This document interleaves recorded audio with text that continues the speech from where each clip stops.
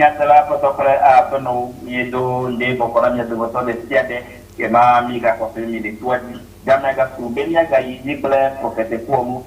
kwa nu ke fio mi on ko de son tombori ye ma to na mi ke ma a to e ga na profete ko mu a to ko ago no ko bi konde ndila ko meto ole ni sobedo lo mane o mi fo ye ta ko na ma wu yo ejajira deko mi ato mi ano deke mi le tepiaro mi apa nya sala ko ni nta pe na mi sia mi kekeve o ngba se jojo mi be nu fiala be gbe direct po nene kake deke ya hihia de mo be mi ase mi ano no be gbe be mi le camelo pesa yo kwa historia ya mi no mo zo le nu fio ku de igbeza onti nene eye bi fionu ku de jora bi onti para bi onti nene wa para bi onti to tele ka ti ni me ga ba po nda pe wa egbe am ko tele ya ade do aga yin ko gbe yo akpe kaka yo e ma be sibireke beni azonlier mi les on rena mi amegbe tope dédié non allô oui na la ko ke sibireke mi aso azonle ado mi arekeji ni mi abe dédié non a ebe azonle dipo mi le c'est ça kwa mdeka ya ma di be mi a kanse mvire ni be mi la gbaba do nu digbezan be nu dia ya pare ke be la non alo okay bisia ke me ko be amole to te ko be ai courage na yo yo mdape mi ma agbe o mi wa on ti pe mi le do ni mi atem so ade ndo mi na ejua ba egbe a maglobe mi la no yi ble o isia matro dibe matro do nku de ka vedo dina ejua sokudo kekeo asangbe o wetrio gapopo be egbe kele wasia c'est ça alo be nyake o sova le hihia me maglobe kafran ni be mi tele doto enu odo pe dodo alo pe gomesese onua ela pere mi antibe mi anya fike agbeto be joso pe dogolea ni be mi tele doto alo mi le tikpo jemi kokogbo nia amerola no seya bikwe awala no seya vo awala ko enu ya le dekia ongle na yo alo yo mnye le mo erekeji o donc na be bi la bate yide nkeke bubu oji kaka andibe matro do nkunde ka vero dibe nu kaeni azon le ko mi le zon gomme do pe kae le si o alo popo ke le si o c'est ça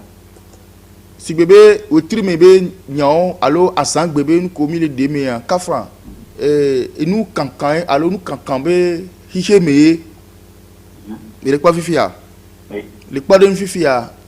big blebe nu keke o kekia egbele onu egbekele wanu wa wenyi mi amegbe tope vovoli donc a donu do mi ape jojo me alo denu de hihi abenu do ani ke le kengbe mi amegbe to mi vava de kebe nu yo chan enu beni ke mi amegbe to ko mi na ni va ya le nu nya klesi jeje onu wa ni de vovo toto asangbe o gapopo o dome ne de ke ma gbe to ewe dada ni wa mi ma no so to en egbe mi agbo be eya jora yoyo ne eya brother be ni eya nkeke ya de ke be ni o le kwa fifia le nu ko mi le fion mi are me kawe tele wode nu ko mi le fion le jojo mi anu di o gbon sigbe de ke bi so to de ke be nu fe fion di neni ya mi ko to di ni ju abe amedi pepe ko la di jora gbe ya ni pegbo be wa hen no kafran menene yo fifia la menene te prouver be que y ces émission et ni jora vi nyanya wa y po changement de li do ko meye la te glo fini joa me te ba nya be nyawo ko gblona de ya jira ani gbe ti pobele aya dudua fi akecha pobele fifia nu kela ni nu ke ni mi tele wo de ka so le pede mi anto mi ado kwentia ni atem de sibi enyanya te pelo so gbekegbe sebe jora gbe ya nyunu pe gbogbo alo nyunu no ile o triwadia nu kaye le wo ye tem ko be changement le vibe agbe me alo enyakpo be ni ese sibere ko ogbele ne bi jora viewa wo be nyunu wa dana lo o fo na me no dana lo ameno tutu ne puna ni gble la do ke amere senya wan bele woda agbena amegan ko komi glade no ke le to se o na mele le toji de la tem blobe ke senya wan azoli ya de ke izon e ya de ke wo jesi ya de ke senya nya we ya ela no domi o so nu se la pere mi on ti be enu ya ke mi le wa amodo le so de le mi ni le po ele o le se c'est parce que be prophète allo magie le gblebe enu ya le dik jojo mi anto le va no ke le nu ve vede le gbegbe mi atem so ne be ya yira ba no mi adi sigbede ke ni senebe eno ye ni mawule anigba di dilawa wo ni amegbeto fe mawule be wo na agbeto donc ne tobe ndele anigba ya di o la subo ndele anigba ya di o la hena de popo hena la mesen wo hena nkogbe dede wo ke won trode dilawo nti ne mi vele pomo to dilabu gbogbo no yirami dilabu gbogbo no tuache na mi va eto ko no ke na wa gbe ya o tebe ngbedomi vele bio dagbe to afibubuwa ni de hihia pe ndu ani alo dodo tutu o donc mi atro no te gbere dina mo be ne mi le fonu poto azangbo ontia mi ende me mi le fonu so nu yi mi yo na be agbe alo sensen alo gbogbo alo nu se ike du hihia dia iyanti mi le fonu poto e la be mi ale vevie nyenye de kebenya ya no ni mi be amele le todi le se gbenye gapopo ya mi so kudo nu kemle de ya mi na mo Professeur Fouam ne metene jibe ne yibe amere se to poronya yo wale ji eye nu yo kole me ati yo mi famene ne ya fa okay nya kenao nya pe nombao ni yibe nya do motode yese to poronya ne ti eye ne to be eye ne po ndele me ya allo experience ke ni kole me ami yo mi eye mi ami akumi nya pe nomba nye 96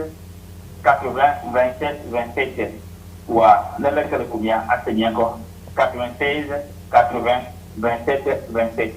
pour le dépôt de Tobago. D'accord. Et Manglobe et nous buboare à mémé belé et nous cueillir la température béton tia la fibre na béton so à béton toro comme va do ine ou miowa kafa nkona nous le nyali dibe subo keken ko egbe mi va hodi se ye webe nous keni dodasi ntontonton yawo abe gapofo nous keke wetri ple azangbo mi ale nkudo mi ale kuntia mi ngombe nene be modare va so osebe mobu boade so le wo avunkudo mi onto mi ape nyenye nous ken dinama lo gbon la pe agbetori pepe ki va hike ya mere nous tete ki le mi elolo ube mi atati mi va be mi le zando yo na be khose be mi aso tro nous le mi ape agbeme non gake jojo me kai la si yo va hike ya me kai egbe kai le nuna o ka fra egbe ya jesi le mi onti le mi to gbo game kakava ne egbe ya yenyi asangbe pe nu koko do na me gbetori pepe ya asangbe ya se kai le defion be ameyala jesi ya ye onye jesi kebe nya no kebe le capable la ten waye ya ame kebe no ke ntete le cible la ten waye ya ameya ola ameya de ke oni jesi de le oni ne be no kekenti fifi akude nu pe kude mionto egbebe chatia ko mi wa iwebe mi gbenu le mionto mi ape digbe pe nkodo ogbo alo mi gbenu le mionto mi ape kota pe nkodo ogbo alors mi gben le mia fait enyado fonko yo bo ela be mi va pe didi sibe e ya me gagner nous ike nya sese alo de bubu mianti so mia me keminyo professeur Fouam ago daro mona me nya be nya pa ko ko mi ato yo na ni me kana do gben yo wala mi etio e ya ha mala te ya mi ko be dilan de pepe matem divi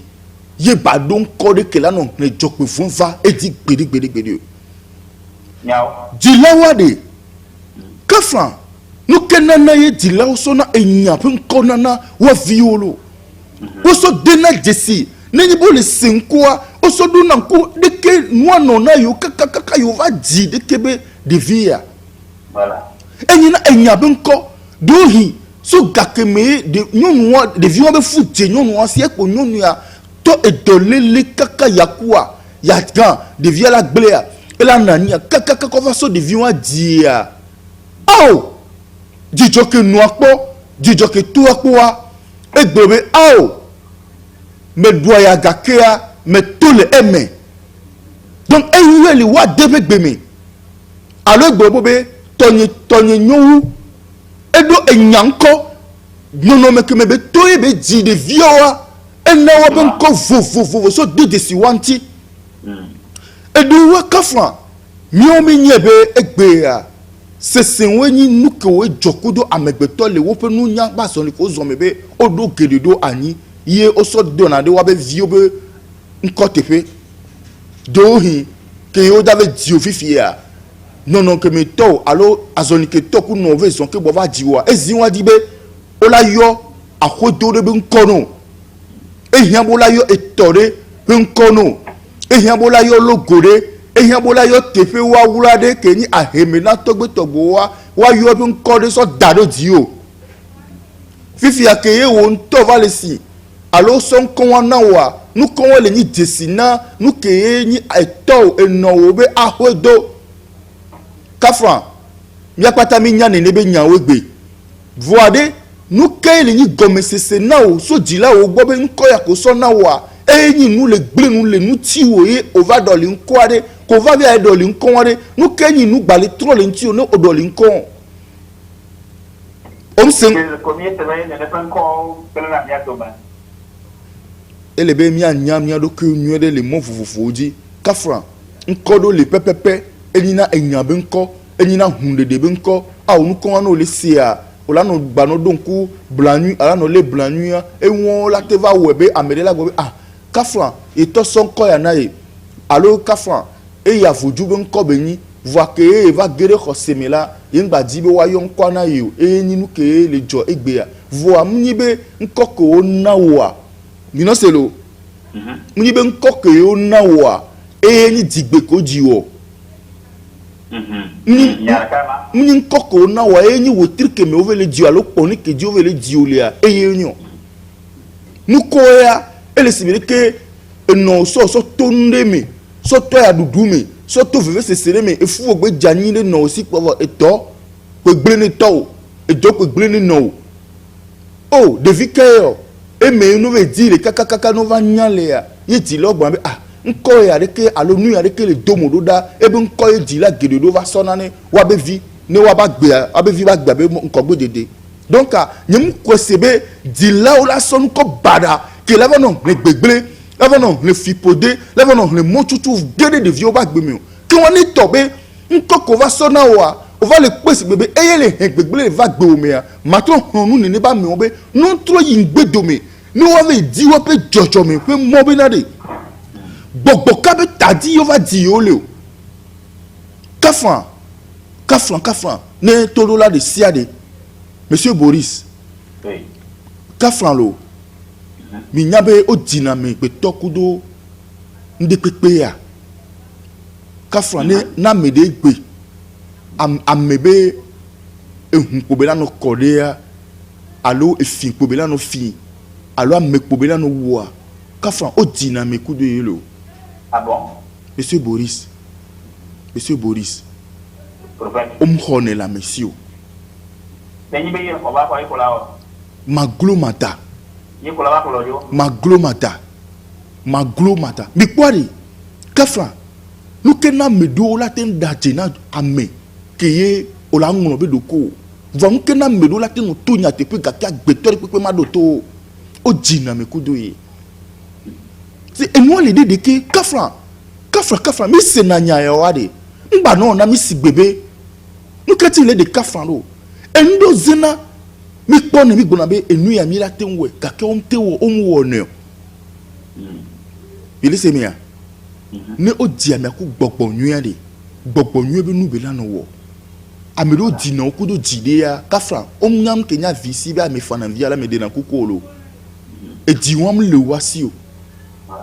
Oh, parce que à mes vents d'idées, Jojo me uni et nous bégle dikpoye, dès qu'il va me ola no kaka. Le oube hi heme. Amérique que matem trop. On la te va blewa nous ya.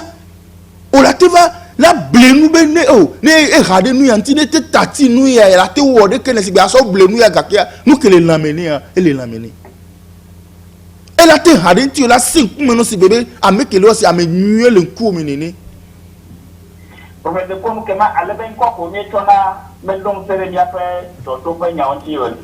quoi de, nous dom c'est, demi après job, c'est, job souffle ben y'a pique pentio.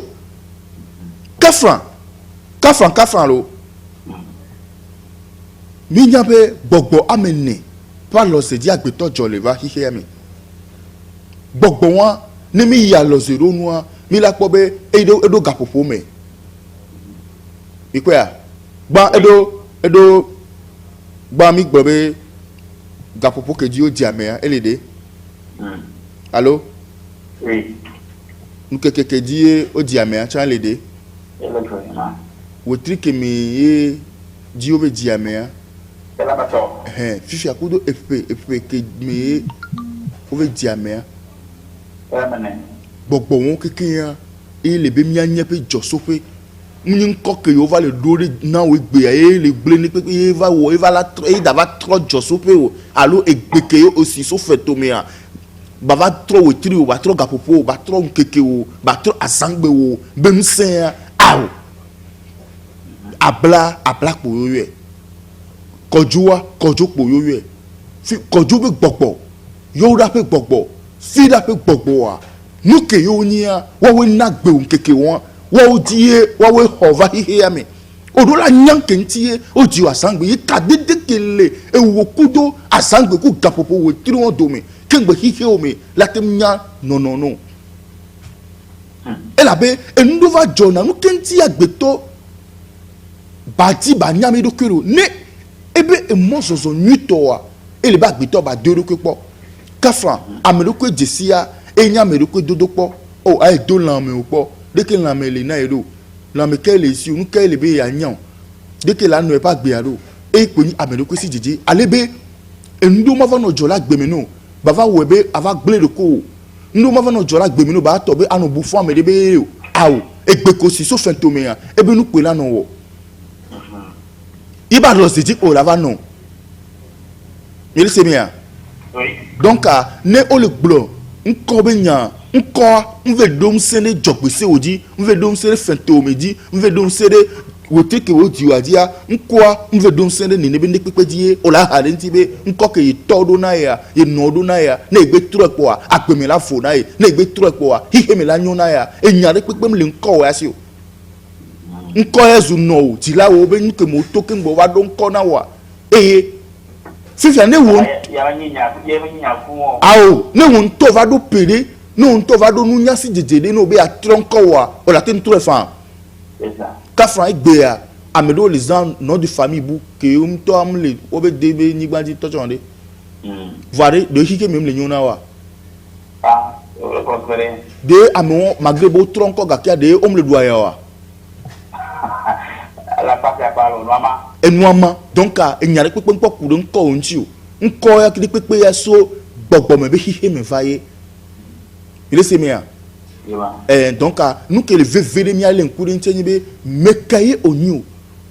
gbogbo kaji be tadi o be dioro le eve ogwa le africa oyo ne be 550 di yo ve zone vo onia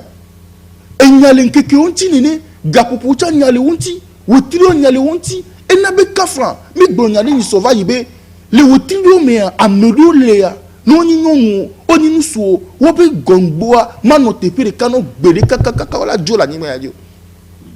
ela be enu be ade enu be côté négatif et le dofia doji voilà o mat kafran zenene o la ten globe nyon kita obio nyon kita o debubu ntia wa fafone yo ni illa medo gboni ni ya anyabe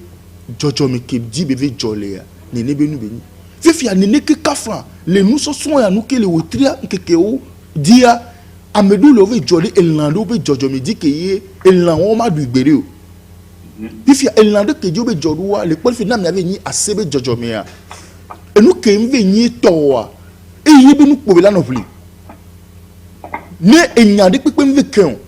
awude mi to wa ela di kokobe ya ho awon ela di kokobe ya donu nyan me ela di kokobe ya intervenir ne be nu voix ne be nyam nkan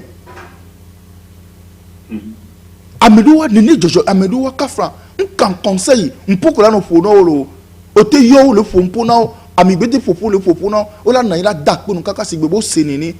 va no juwa enubo la vewo donc jojo mi o le ninia o le vo no miewa o la bube amede le okude o la bube gbogbode so afide nya tepe ko njesi do ko wa o la tengbo ne pepe so to amede pepe ne atemvo ela be no so dara media e so na kaba ube avant no globe yin to yewe donc amade kukuna etoji no to de sia de be nu kekeo asan be nyakomi le gbloa ela va vers me be ne mi le seigneur ewa nyano we pora benade nu kera to so mi nu kele to so mi nu kela ni changement la vo kafra nyowa el milani midula ni afun le mi bagbo mi nyan kentia oko avuan chen no na koni alo mi nyan kena medo la tono bomba do chen de kogbere wa ela be o veni jojo mi wa ela ko venia e kado na kona o e no la tono be lo be we tri mi be chen ngba no kona o gbere o ça des petits secrets ça ne chen ve le kona wa o ni avuna no tepe de kai wa ela do le dona chen afona o la tono be no nyonu wa ngba do chen afo gbere o e won pata ele amebe pon limi voix de ko lo ke ngba la nyi no mji o ma nyi va no ntobe ya no hihia mini ni kpoa e champe nyawe kafran elisi bebe amedo egbe ya omnyabe atike ya majinu me na yo omnyabe amaya majinu me na yo omnyabe ndudu ya majinu me na yo omnyabe omdola de hakudo wetri ya mento nkeke ya kun nkeke ya wa leobe nyagbenu omdola no tutututu voix omnya ne ne binu fefi o lava no do li nyonu ni ko lava no do li nusu ni ko lava no do li do enue wona be no wo do ya be me do e jena yo alo yim le pon le do ya mo donc o la jagbagba o mi afike no tite zerika o la tuta ware yi pola no yi opola no fifi never to be kafra yanto mi po de ke fo me no me o legbe me de lon le agbeto we jimi de ke ji o wa amesi amele ku to hoho evo ke o cho ngbe po be fo me le de ke po la bo be itasi ya ke fo me me et tobe no ya rekia comme je si nganya me gan ho vire et dabe afu hele tani kwa evo o la so nyare nkole so fui manene ba me won o nya me sisi ko ni ya yira la ni gbanji be ni mi te gogo wa hihia me la joni mi o chakaka beta e wo la fu le tanami va mi jo va abandonner ni ba me won be mi atonya kpra me ba gbe ya mi ma gba gogo me gan ho la kpra na me gan ho gbo donc ele be mi atro ele be mi atro va jojo mi agbo awo elando le akafra mi ma o nvon kudo mi ma som la fu no fu pa o wo fon no ko va no nyewa o la no mi ni po o la no mi ni po fifi e be hike mi be la va no troldo hike mi la va no troldo kaka la ba me le okudo va ma me pe le okudo o la bo be kafra on to nya igbe ya kafra lo ni mi nya fike ni be nya joso egbe ya ni kike mi bi atolo fi pa mi egbe yo ni gba lo ore am o mi enu ko le wa ni enu ke le wa ni gba lo ore ndi pepe gbe pa mi jina la so ku ko ni gbogbo voi ni on to ami mi ko na mebe jogbe o digbe amebe digbe ya amebe aheme enabe nunya la gbona be le nkekeke ji o di o va kike mi ya no nyi ya ndo le ya o ma wo gbirigbiri le nkeke wan ji o no le wu ya o le du ko na do ko no le wu o le du ko na kike ya fifia enu ke nami agbe ya mi le po aya le nami agbe esi le nami agbe ezo ndokusu le nami agbe anigba le nami agbe va est-ce que mi kajeje ka me mi le ku ni ne be nu o même le so asi ho ri pepe le na anigbon même le so si ho ri pe le na to même le so si ho ri pe le na yo de ke mi be mi la nu agbe aro vo ni ndi da nyu ni o la po nudu la do anigba ji o la po ho me be nu o anigba mo la do to le ezo mo la do to le eto mo la do to le aya mo la do to le va enu ke le na agbe la anigba ji o me le so considération ni pepe so le na ni ne be nu o de ke mi bibi yo anu agbe aro va endekpe tam da so ayame mda so dipo la va ni gbaje sigbere ke mi le po mo egbebe mi la va yi dipo a ni pe mda va so funu la va so tovona enu ke la ni gbe adi mi le po eye ko le nyimi eye ko la no nyimi mi la no ila no vova même le so considération pe so le na jojo me o de ke mi o kaka enu la te nyona mi o de ke mi le dido ameke mi le to na te pe na do ke wari vojum di nani o mawum di nani o eton di nani o ati di nani o eka di nani o anigbam di nani o esom di nani o e la lo ya dudu le hike mi agbeto ni jesi ro pe amele pe won ne na mi o nko na nu le yan di gbese gbebe mawu kemi gbona be o ti fo anigba mawu re pe mi la fi pepe o hwesi o hwesi o no le di kaka nu nyala ko do nko na o ni nu nyala ame ko nura gban le hlen ya o gbebe mawu mi la fi pepe o minamia tole mi arkwenti agbe apeta poye ya agbe anigbe aji palana ki tere aji pobele migbe o milano ilano va donc ay wo kere se marche begbe ya nyabe dota si que la suñi bena nya rôle que on va d'avoir jouer les sociétés o me agbe o me nem nyowa e pesi ape nkeke si nkeke gapopo si gapopo a olano doli edo olano doli nyomu. Ok, professeur, pour nous, donc, le plus 228 90 83 11 84 90 90 45 12 allo 99 46 05 40 10 ago bon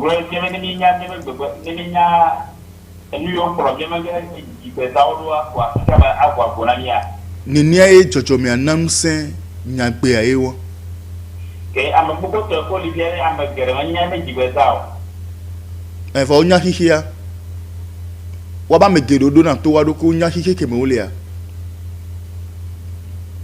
mi le se bia bele sabada mi no gogwa mi gan hoho hihia le de kiare e mana mi kpode nde mi nya be hihia le de kia agbo le nu alo o tu na ohun ni alo gba nyana kpode nu ya minya gade ne kemi eduke mi le o ye be Togo minya be Togo agbo le nu alo o tune o gba to hune ga popode di o tuna ju ya ba gbo ga popode le o gba hune ke mi le se mi via kafran kpode nu ke na mi so yi mi ba ho megbe ga ne mi tuna gbo amerola gbo be 22h 22 amerola gbo be 20h amerola 23h merci fifi a gane ni ga popo ni gane o gane ni mo hune amerola na gbo be o hune 5h du matin 6h mi le kwa fifi a mi abe do pe ari gane ni mo huna mi abe do mi be hon tro gane no tune mi do la nyecha voilà fifi a le won keke mi ale wo nto apa gbe ware ga popo ni mi o tuna hon tro do ko o hune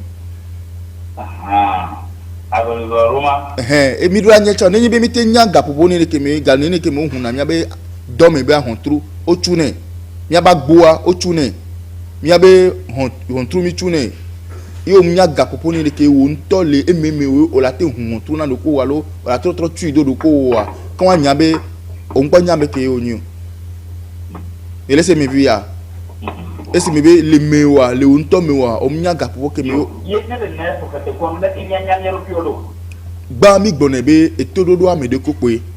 allo mi gbona be na re etododo amedo allo mle kame allo ouais professeur ko ndo do dagbelo donc ami do la nya gapo ga ke mi tuna nya be hon tru le ememe mi hunea agbetoro la nya nu keke nene dodo le nu pepe nti won amero le onya hihia kafran okpobe ne o le kadede me kuda anigban la pere nti obo olagba nya eto olanya aya no gbe le kadede me kudo element de kade ya poa parce que okpo hihia me mi va amesia me va le element be aloze vovoji enu anti amedo won gbe na sinti o enu anti amedo wa anigban po na diri nkume na o parce que enyi ndudu na medo ya medo etopopo be dopo lo la medo anigban be dola o ye be la de na o chan donc voilà. ne mim le do to mi ado ke wa ka fam blona kokoko be nya me la va ame ko fia na me ça c'est conscience de le miome c'est-à-dire agbe que les miens mère agbe nous ho beni fi agbe en toi et tana mon ami kafra olatin tu olatin nyam ke tu trouver mla ati gome et damal dejiwa hein allô olatin nyam ke pro itoto yo ve ponde de tomea olatin nyam ke ploto le khomo to wa gboji wa na gboji ke ngboye ndeba zeno poa hihi ante kpɔ na mesiami agbetɔni nɔ do to ɖokui agbetɔni nɔ bia ɖokui se ɖe anyigba kadi ye le o aya ke le gbɔn ɖe nu kaba ya be nyi o ne didi nye wa le si alo biabia wɔn le lamini ya eto na mɔ ɖe nu kokokoko kaka gbe ɖeka hihi ante be didi va huna ŋku na me ɖo. Bon, si je bien que pour que vous kaka be ne ka se de dinya ro cha mi be to na bebe do. O kpɔbe me nya ŋutɔ nsɔ mia ɖokui dɔ ya ɖuɖu mia be kuxiwo mea mia be kuxo be dzɔsoƒe aɖe nu ke nyi dzɔsoƒe ne kuxo me mia ŋutɔwo ya. Mi gba yi kaka funu la futɔ de mi nya de aya do ike mea de aya ɖuɖu le anyigba dzi la ame de kpekpe ŋutɔ le mi o la sigbe ne o la voa de kpankɔ aƒe fu kpekpe o la c'est-à-dire gba so susu da ɖe amewo dzi bena de wɔwoe o ne kafran ne ni be gbɔgbɔ me wo ve di le o nya le tsa le ne o la te de ɖoko wa de tro de o to ɖoko ŋuti be nu ka ye wɔ emɔ ka ye ŋutɔ ehun le ɖoko ŋuti kaka ya me va ge de be xɔme nyanu ke le be xɔme egbe be va sɔsɔ nya alo sɔsɔ gble le ŋutɔ ɖoko ŋuti o me ke gbɔ be so gbɔ be so ye dikɔ kaka yo ame la yɔ ŋkɔ ne be nya ŋkɔ o donc mi de kuku bena de mi gba no ke nu kpa mianɔ sɔ nyanɔ da ɖe futɔ dzi tu gbɔ me futɔ ye wɔ futɔ wo ŋutɔ aɖe ohun mɔ ne de ɖoko wo ŋuti ye wo ŋutɔ aɖe nu ke wo ye o ma tɔtrɔ ava ɖoko me la nye bena be enu ya ke me ka eba de afɔ atu gbɔ nna kpɔ ɖem ɖe sɔ be ne wo ŋutɔ ɖoko le di ɖo be ne nɔna ya nenia be la nɔna ye wo ye wa sigbe ɖoko le di ɖoa nenia be le na wo ye wa manya me nyanya me ya agbetɔ ŋutɔ ye nya ba lɔ ele me ɖoko di ɖoa ehihe la nɔ ɖoko tati ɖoko o sɔ ɖoko kpɔkpɔn ɖo o sɔ ɖoko be xɔnamesia me o sɔ ɖoko be ele fa ɖoko sɔ ɖoko ɖoa ebe nu ele va apagbewo me donc ame ɖe kpekpe ŋgba no bu fɔ ame ɖe nyɔnu nusu edo nyi na xixe me ba zɔni be nene be nua dzi o la to ke ŋgba na nyi enu ko la nyia voilà fifia ne o ŋu be to nene be nua dzi mɔ ɖe kpe tam da be hu na o mi le se mia ne o ŋu te be to enɔnɔme wɔn me wa enu ko le dzia o ŋu da te ŋkpe o kafra mi do na gbe ɖa be alo mi biana bo be mawo ne nam dzi fa yen gba no bi dzi alo yen gba no tuka ɖɔ voa ne nene be nua la va o ɖo la to examen ɖe mi fifia épreuve ɖo la nɔ va nene egɔ be nu ke wo ŋutɔ ke nu gblɔm be nu na ye ɖeke ya evɔ enua la dzi la nɔ maîtrise ɖe ya o le obligé la to nene be nua me voa o ŋu da nya be enu ke gblɔa eye o voa ne o ɖo na to ɖoko wa funu mo la nɔ ƒo dzigbɔ ɖe be ŋƒo na ɖoko o la nɔ ƒo nunyasi dze be ŋƒo na ɖoko be ah emɔ de le zɔn ne ye bia xixia ye be le na ye to ɖeke be nu ya me donc ama de kuku na me sia me be ne la gble ame gbɔ ame ŋutɔ gbɔ be so na ne la gba nyo tsa ame ŋutɔ gbɔ be so na mia fofo de dzi abe na ɖokotɔ gbɔna ma wo ŋutɔ la na ebo la ɖi ŋuti o king mesa papa vi nunyala gã ye be nyi le be nyagbewo ebe hagbewo mea eƒo na ŋƒo ame ke ɖo na tɔ ne be agbe me be dzɔsoƒe be nufiafia be gbɔna le ebe hawo me ne bo ɖe na ze ɖe ne gbesi ɖe ne kuxi ɖe la ɖi ŋuti wa wo ŋutɔ la na me ne la te de si nya ya be wo ŋutɔ eye la nɔ wo ŋutɔ ke la gba gble wo ŋutɔ ke la gba na be la nyo me ne de na dzesi ɖe ke be nya mi le tingbe kafran gado me ŋutɔ tsa o la va nɔ buta me ame ye le wɔ kui kaka o la va wu ɖoko do ŋgɔ na gaƒoƒo me kafran nyaselo ti be ayo professeur pour nous les kagodoa maintenant le 90 80 90 83 11 84 90 83 11 84 alors 90 90 45 12 ne mi dire bien bien les wanamea il y a le 96 80, 27, 27. Professeur, quoi nous faire bon? Ndakpe kpoa ne mila yi de asangbo be inu odia ma de kukuna mo be nous nous prendre conscience be initiation que mi gbona eye ya bilese ya kafran ma de kukuna me de be kengbo enye edem il va kpoma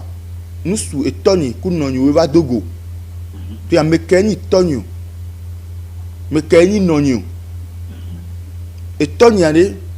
pour me kame be solio et non pas dire pour me kame non ni solio et nous vieux va dogo e nyiri kam va tole me fifi wa me vieux va na magbe fifi e wo ko di be atisi do ko wa et nous tutu gban to ke ni be anya eto padi anya no padi o ke ngbola ba nya o nto do ko dollar clair ne o mia to ba hodo o mia no fe wa nyum bibe no titebe le di do ko gome o la tisi do ko bise gome ya professeur ko nunca mianya mawa mianya o mia toka lo mi ka ko do me lo mia tubo Monsieur Boris, nom de famille quel assis o ato minya to prénom amekato yo o be to nya awawe do no e no le yo encore na egbe a so de vie be nko ko na wa e la si we nom de famille a chai no bio se me ka ni fifima o la yo togbo be nko e déjà ngbona nyare pepe na mi a be mi am to mi ndo nko wa mi am to mi ndo nko de o do nko na mi o e ce qui veut dire be on na mi nko e mi do la jinwa e ta o pa jire nu ke ni dolele no mi atoba paji nu ke ni fo me ke mo joso ale to paji de ke fo me an to joro de ke fo me be gomi do pele ro do anye no nyi a e vi o cho la ba nye no nya no to paji wala nya no paji no nya no paji wala ba bi ro ko be na wotri ni me vi enyi o wotri mandre o jiwa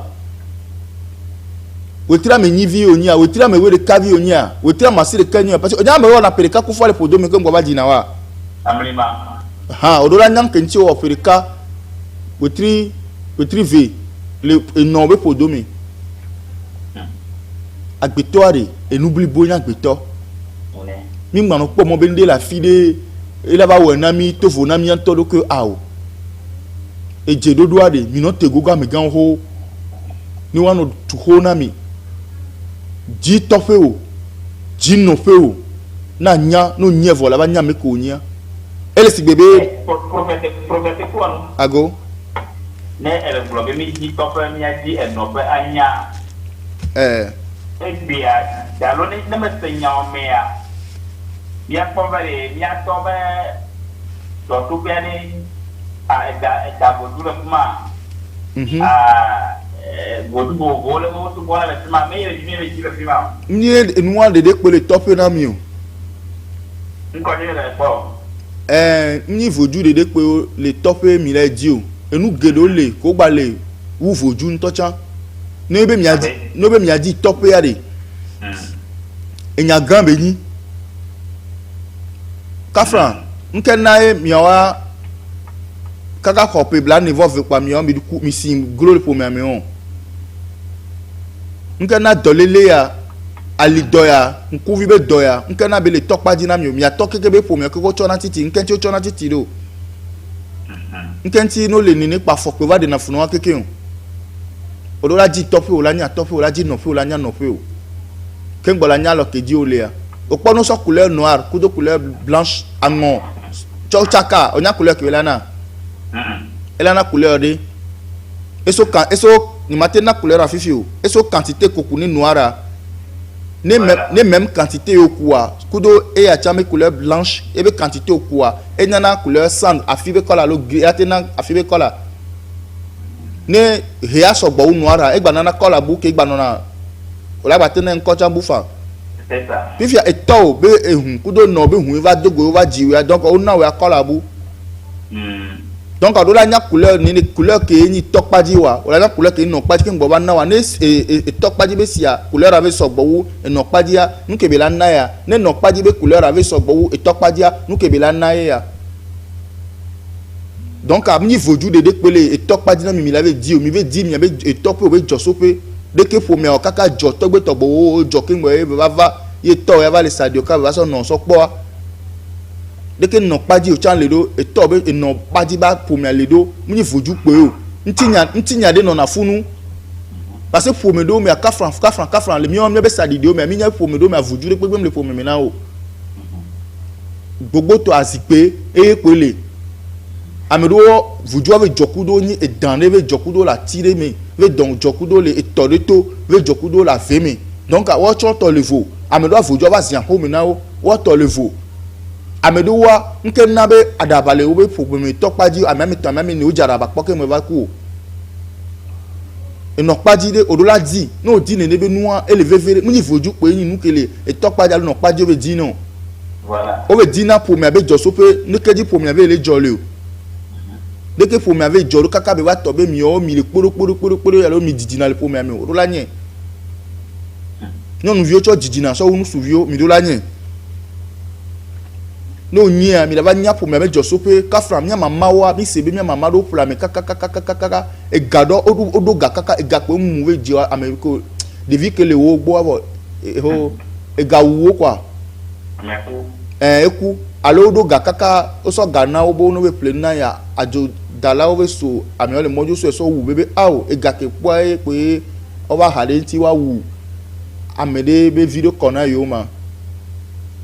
donc a o gbo be awo yo me le di be jogbo fu e pe baba jode be vive didi me pe diko be e ko la du e ko la po ale be mama ni mbia na me pe o ko si leji voilà e pe a miama do le ogbon wo be akoe doke ega le wo si ale gbegbe ega ba na wo do futo donc a enu on kekia mi do la nya be pome ale o pla me po a me pepele lia ka fran ono ba me pepele fifi asigbe ewo fifi ni ya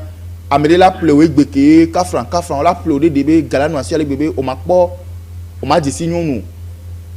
o ma do vide pepe chon malgré be no tati wa la tebe do nyonu la tebe do vi voir et donc o la sorta sinu bonu no wo na wi wa kako o la va kuwa o ma po nyonu chon o ma do vi chon donc o so gale gbegbe so le kaka o m divio wa ganasi o voilà ba no va le gbegbe o aya ka e ba du yo yim chen do vi pepe la yon kotare nti a ye si pa fait to mi ni gba joki abe ima baba o kuvi be do le gato pepe gbo agba be lombe ya du ba ya lo ya no podi le vi o ba so gbo le si et là na la pa me do wa o di na vi sogbo vo o po na di ale gbegbe vo de vi o ba ni na nu na o vo di na vi ka no po ba me e di vi am la ba je be me vi ayo on pata hike mi be nya be yin so to enlan de ko so do so le agbeto e la be jode nlan be jojo meji donc mi nya mi atope mi nya mi anope kengbe mi ba be o le ji si orokwe ka fra mi mi on va ne nde jode mi aja mi nya ke mi po na degbero a mi po na ti akoya be nya o nya fi ke tom nya onya be kebe film nya mi gbona nyon va mekani to mekani joso pe o nye ele be vere no nye po o la nya fe to mi o wona mi nya re me kamera ni o mi ko allo bonjour grand frère ko ni pona mia yo mo ko nya nya ko après ma yo mi topiko fallo to ko ni yo ya ko be ya ba fo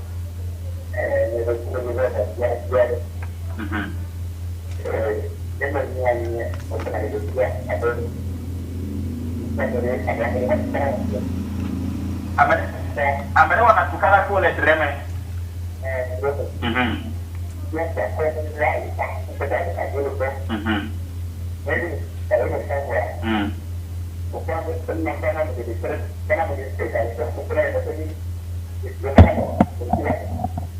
decidió para mentir la melata allí.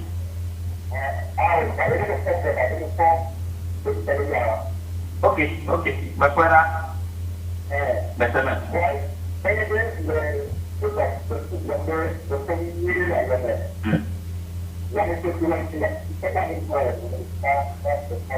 Yo, apa kata? Alam tu kemana? Apa kata? Oui, Ago. Nim se tu. Ya, apa yang punatre, yang pun tre, yang pun apa? Amaretona kuna yo tana kole treme. Bona yi fode pia tebe yi dogo yi bombe tombe yi va kona ne ko ma tombe dina de to kumaroda. Bona ni be yi fu dreme yi fo numero le dreme ya ne yi fo ya ba ba dona kila. Ndakpe ikpobe enwa odina me wakpobe nkebe jo adekebe jo odina me wakpobe ponika ji bebe no to bebe nyu yinto apa ovoju ji bebe jolia gbogbo ki le taji ni are apa bona kafran meke ebe jo yare est-ce que meke ebe jo adeleve jo ya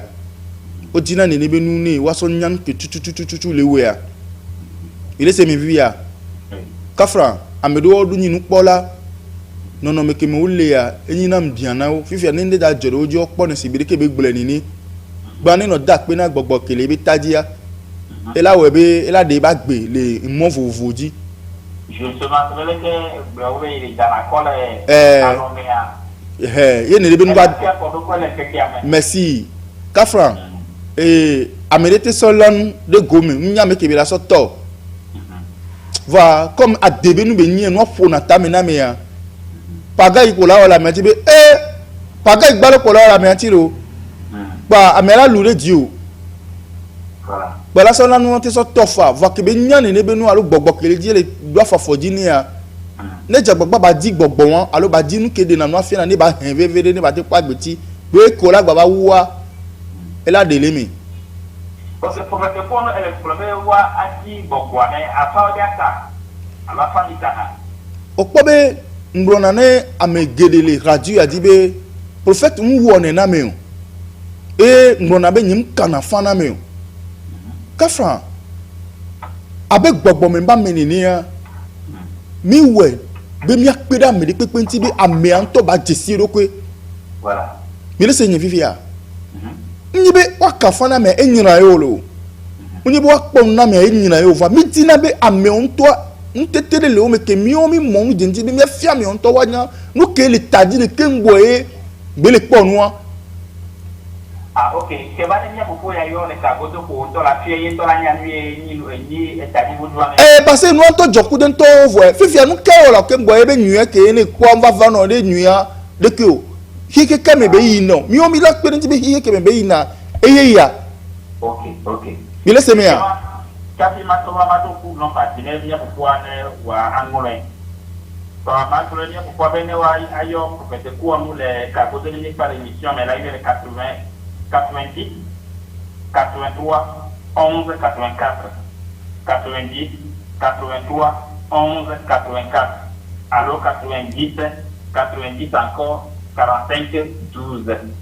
kwa acteur prophète kwa mutiko acteur nchio bokwele yo prophète kwa nda ago ya hati de yanti nda pe manglobe ni be mi lava tro ido mi abe joda brada kuda yora firo be nkekenwa elagba drome esoa mi lagba ide ni me kuku video nu kengbe ni semaine ke mi la jia mi agba do mi abe kuda be bon liami ile sia enu ke la nayo wa o ma do chaîne de pepe nti o nke la nayo wa awi amano no nti o wa milano de nu keke me vo aveve to mi ni mi le senu wa ne le po gale mi be didi nyame ya mi so do na mi kafran mi amedo wa ni mi na mlania afokpa ngma no hormone na mi o alo mi no tro so no chon emi o tepe no ndu si tepe mi no de mi ngba no zirika no tita afo afode mi o c'est ça e so mi lagba inu me kukudo mi alebe ni mi le senyan wa ba no yide de pede na mi bi de se mi via alo ni nde mi ko na medo sibiri ke mi le de no mi ni alo amedi nto do nya le privé de man jubo ni judo po be nya o cha ni mo tata de la nanya jogbese jogbese nu fiola ela tamone amea ba disi nto do kwelo mi ta pena prophète ko mo mi ta pena to di dolao